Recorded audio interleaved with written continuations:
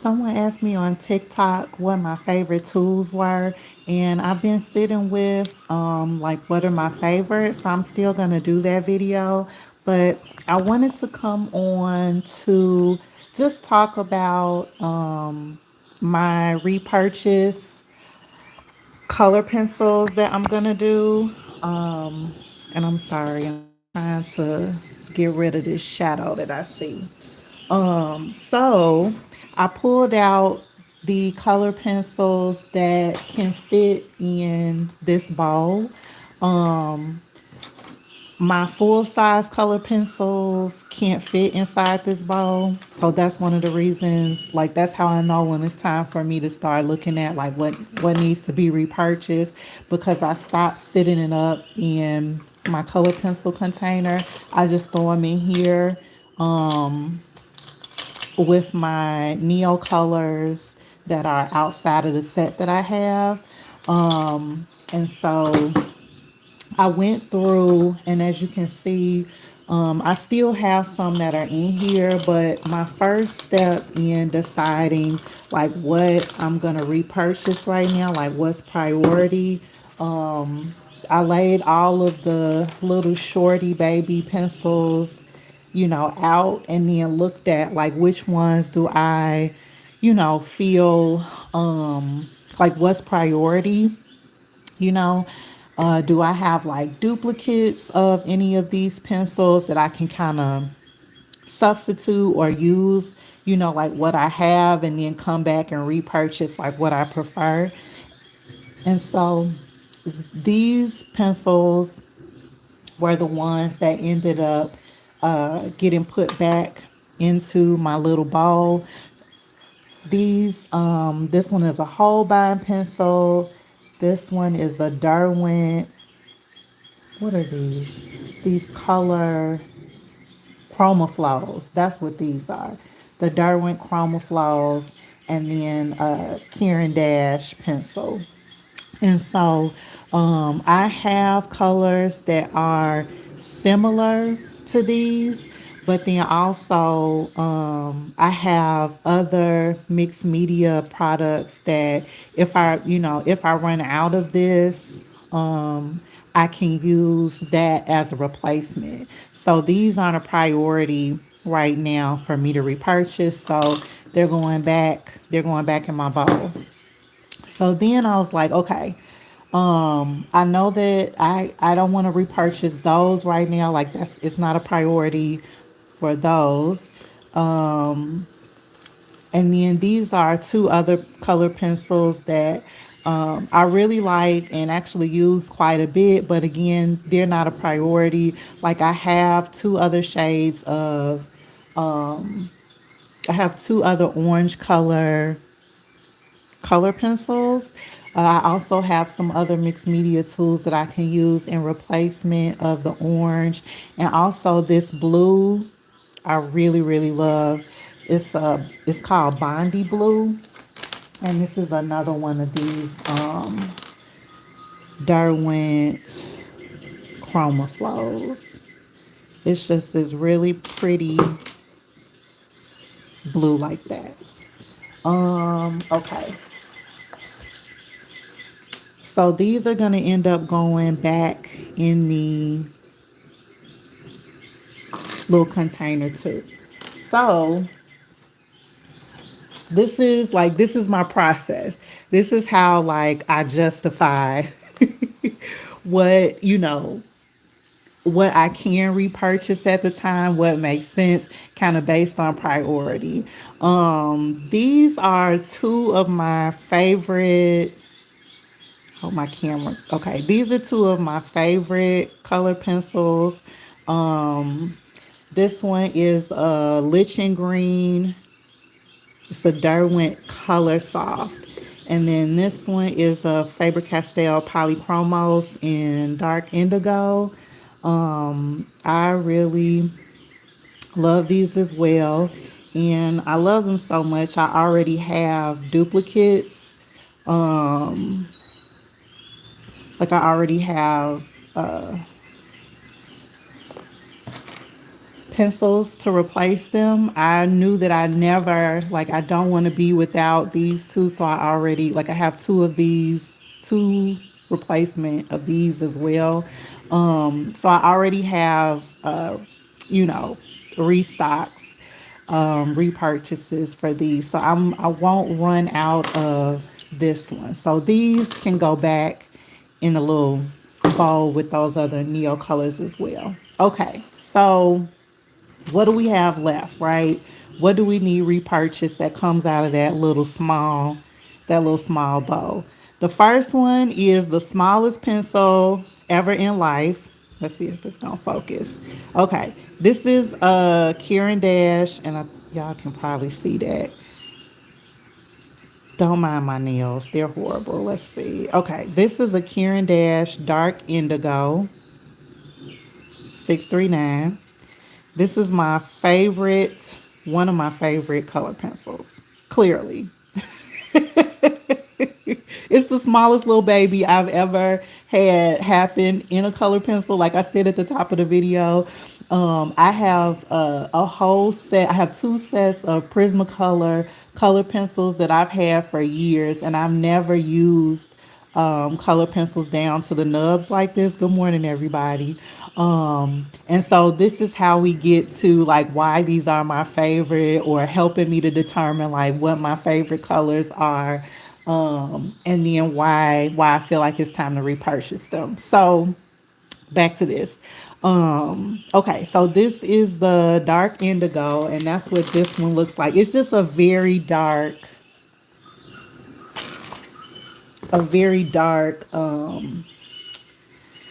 blue. It's not a black.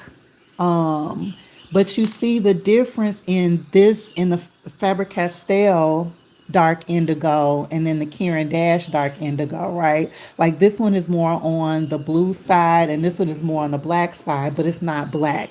And so I really like that about this particular dark color. So instead of a black, I will either use like this dark indigo in place of that because I usually don't like it too dark. Okay, the next one is this Holbein pencil. Let's see if it's gonna focus. Oh, okay. This Holbein pencil. This is one of my, I'm learning that I really like to sketch in like a burgundy or a red. And this one is wine red. Okay.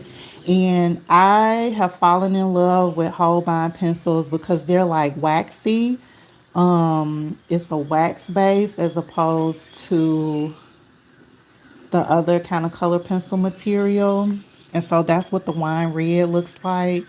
I'm sorry, I feel like my lighting is off. I don't know why this shadow is here. But I love this wine red. I feel like Holbein, the wax color pencils are more creamy, like they go on a little bit smoother. So that's where we're at with this one. So y'all can kind of see the difference in the lengths, and then let me put these up next to a full size pencil so you can see. I don't even know how to hold this.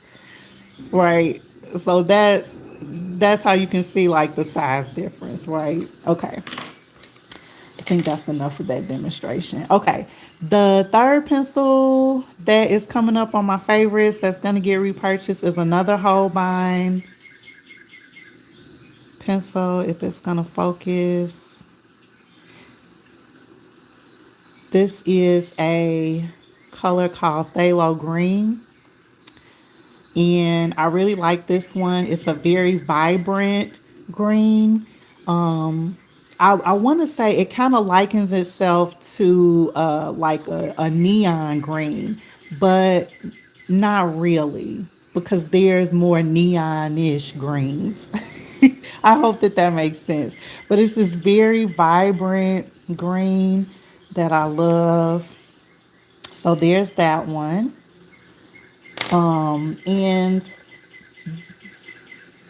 let's see, how would I, the difference between like a polychromos going down on the paper and like a whole bind, is that again, I just feel like the whole binds are more creamy. These are smooth too, but they're not, you can tell the smoothness difference like when you're laying it down. And if you're someone that has like, you can tell you have like a texture experience with your creative process, like there's a way that you pay attention to how the tools actually feel in your hands, how it feels when it goes down on the paper. Like maybe you have a reaction, like a body response to like scratchy materials. So that's why, I feel drawn to kind of describe it in that way, because I'm someone that has a body response or reaction to when something is scratchy on the paper. I cannot stand that. Like I can feel that sensation throughout my body. So when I find things that are smooth, or that feel creamy, just have a better like texture, tactile kind of experience, I lean more towards that, which is one of the reasons why I am discovering that I really like neo colors, because these are also very smooth on the paper too. Okay, I don't want this video to be too long. We only got 3 more to go.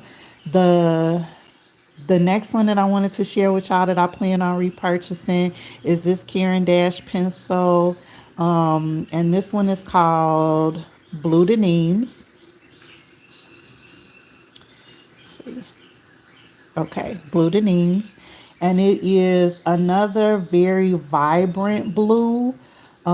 This one leans more towards like the purpley side of things, but you can see the difference in the blues that I have here. So this is Blue Denims, this is dark indigo, and then this one is Bondi Blue. Okay, the next color that I just absolutely, and I use this color for like drawing in, outlining my faces. When I sketch people, I'll put down a layer of watercolor, and then I use this on top to kind of create the texture, put in the details. And this is a Derwent Chroma Flow in Raisin. That's what this color is. It's very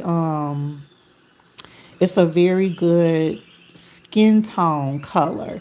It's like a reddy brown, but let me show y'all, and I'll just do this, I mean, extremely quickly. Um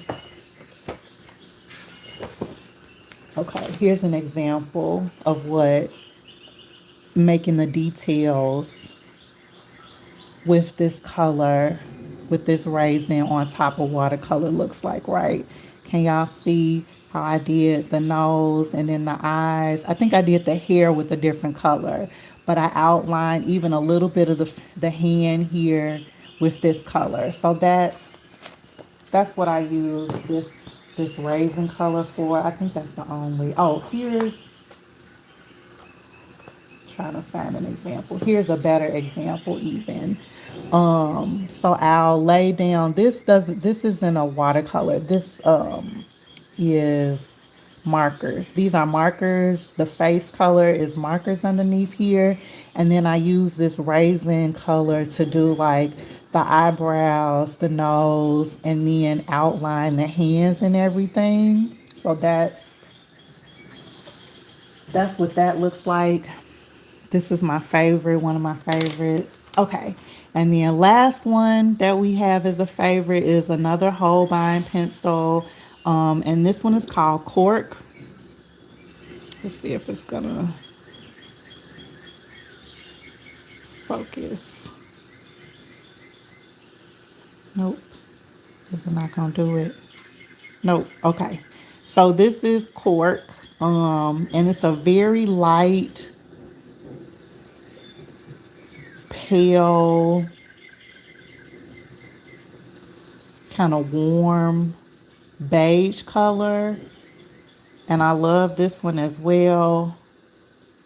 I'll grab this for any light light tones that I'm doing on fruits and vegetables, or if I want like a base or even a background color.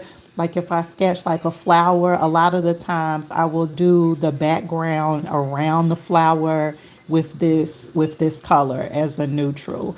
And just to give a quick example of like a mixed media option, the other thing that I would do is I have this like beigey neutral color in different mediums. So I have buff titanium in this Daniel Smith watercolor, and it's not the same exact shade as this cork because the cork is a little bit more warm. But I have this color in so many mediums because I really like it. I have it in this Liquitex paint marker as well. This one is unbleached titanium. And then I have to get another pot of this.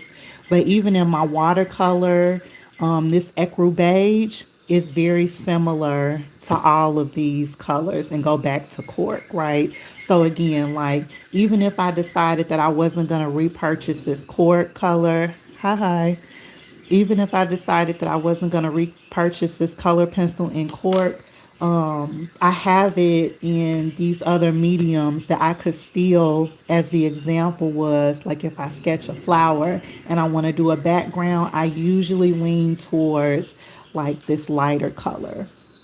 Okay, so those are the purchases, my repurchases for these color pencils, and why. I would love to hear like if you use color pencils, you're a color pencil artist, like how you decide when it's time for you to repurchase. Like I said, my little method is just using my bowl. Like once the color pencils get so small that I don't sit them up in the containers, I put them in this bowl and then I start collecting them. That starts to let me know that, okay, I'm getting close to maybe potentially needing to repurchase. So let me know what your method is. I also mentioned that I did two other previous videos on color pencils. Once this video uploads, I'll link those in the comments.